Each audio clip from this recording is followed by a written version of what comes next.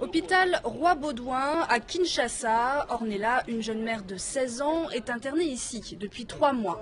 Pourtant, elle n'est pas malade, elle fait juste partie de ces femmes qui ont accouché mais qui ne peuvent pas rentrer chez elles, faute d'argent. On les appelle les retenues. On m'a fait une césarienne et je vais bien. Mais je suis retenue ici depuis longtemps. Je veux rentrer chez moi, mais je n'ai personne pour payer mes factures. Comme Ornella, toutes ces femmes sont bloquées à l'hôpital dans l'attente du règlement de leurs frais médicaux.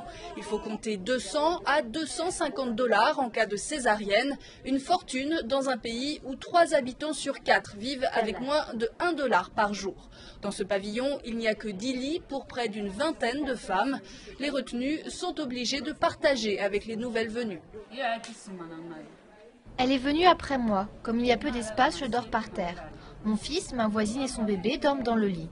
Tu veux dire que si tu es resté longtemps sans payer, on t'oblige à partager le lit? Oui, on te demande de faire le sacrifice, comme eux ils l'ont fait en me soignant sans frais. Albertine, mère de jumelles, a déjà payé 170 des 200 $ qu'elle devait à l'hôpital. Ses points de suture lui font mal 3 mois après la césarienne, mais l'infirmière refuse de la soigner tant qu'elle n'a pas soldé sa dette.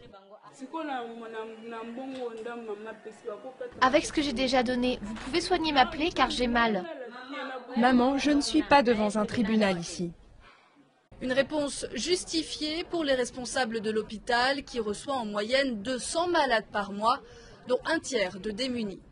Plusieurs d'entre elles n'ont pas payé les soins, mais nous leur avons prêté des médicaments. Maintenant, si nous les libérons toutes, nous serons en faillite.